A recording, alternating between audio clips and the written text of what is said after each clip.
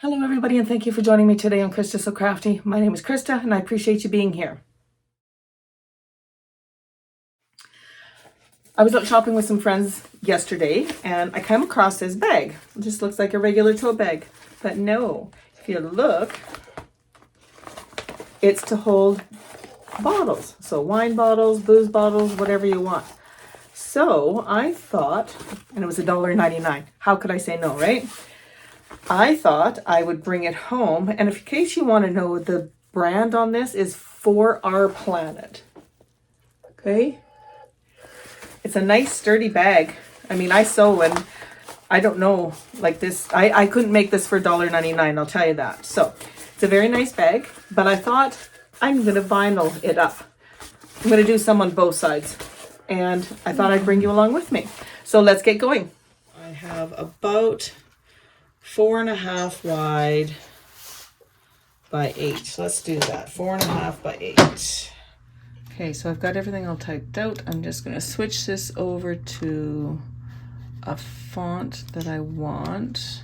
Maybe that one. We'll see. For whatever reason, it's not updating. There we go.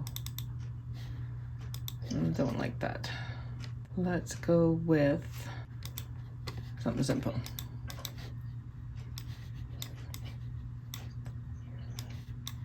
Just like that.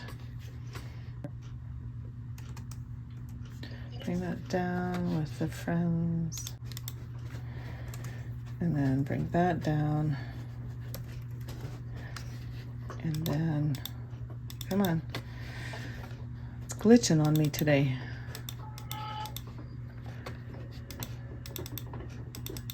There we go. And then bring that up there. That might work. So now I need to go and plug in my measurements. My width will be 4.5 and my height will be 8.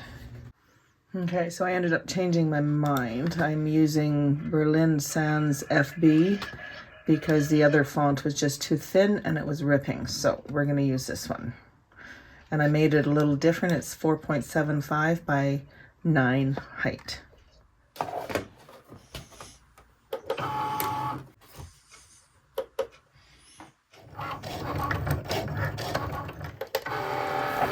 I like to flip my mat over when I'm taking my vinyl off. This helps to prevent the vinyl from curling. If you've been watching my show for any length of time, you know that I like to save my vinyl. I don't like to waste it. So that little piece will get put into my scrap vinyl bin and I will use it for another project. So now I'll just start weeding. And I really like using the HTV because it just pulls off so nice and easy. I very, very seldom lose any letters or pieces. So this is what I'm going to do, is finish weeding this out. This is the second time I've cut the vinyl out now, because the first time I cut it out, the font I used was too floofy or froofy and it was just ripping.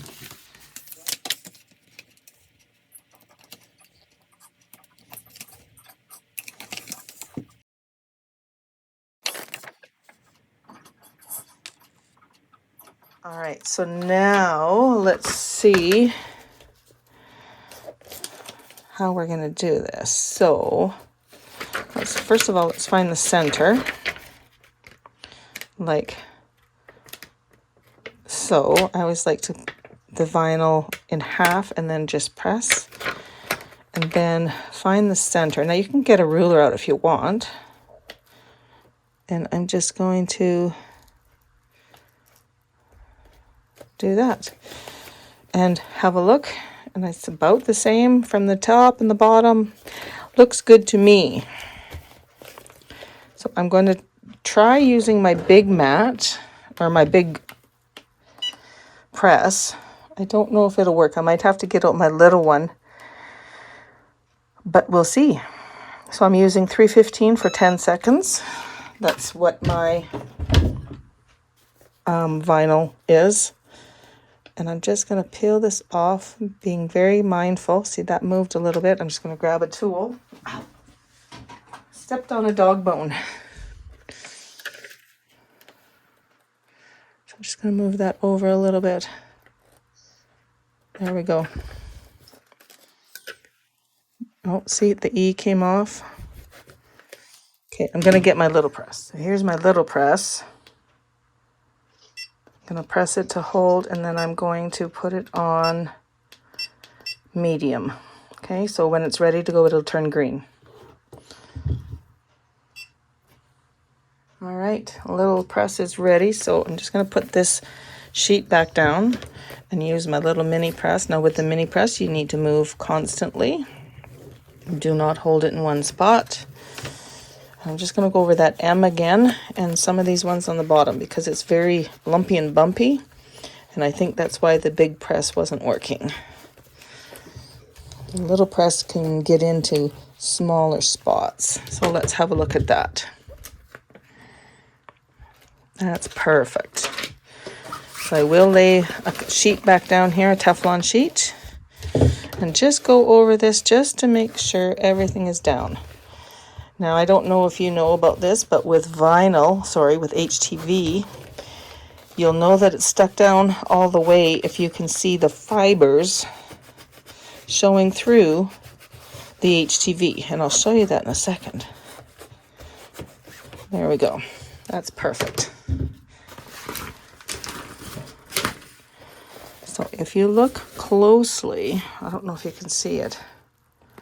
No, I don't think you can. All right.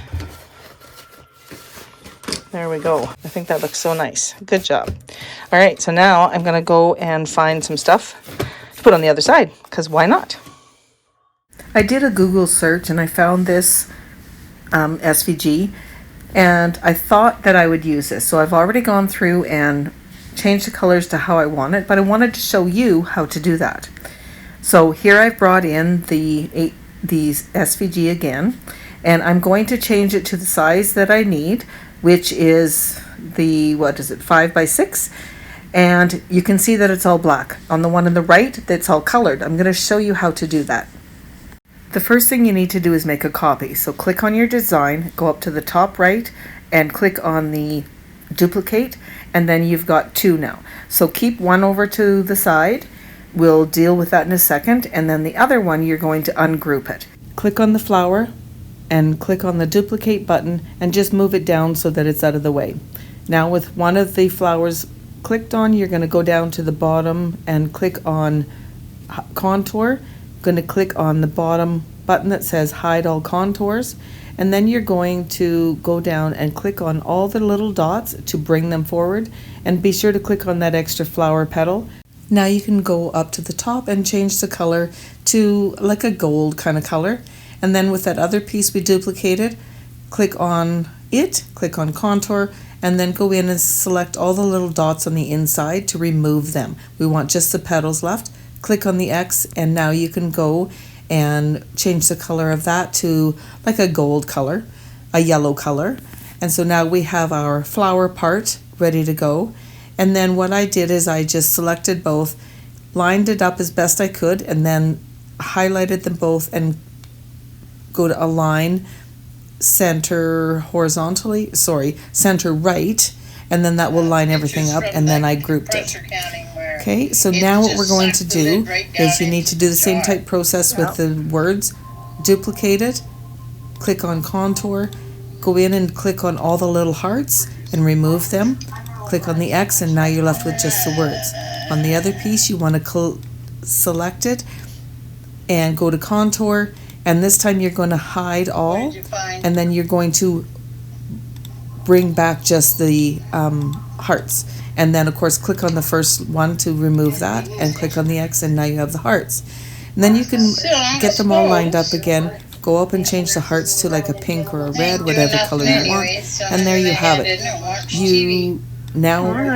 With these steps you can change the colors to whatever color you want. But this allows you to take a black and white SVG and change it into something with some color. Once you get that all, I like to put it all together so I know what it's going to look like, and then I just group it all together. And then make sure that you have your sizing correct. We can now get rid of the black copy. We don't need it anymore. And we're good to go. And as you can see, they're pretty much the same.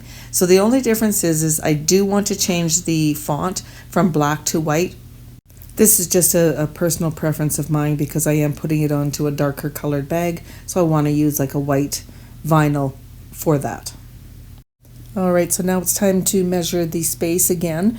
And for this one, I went with, there's about 5.5 inches by about 6. I don't want this really stretched out. So those are kind of the measurements I'm going with.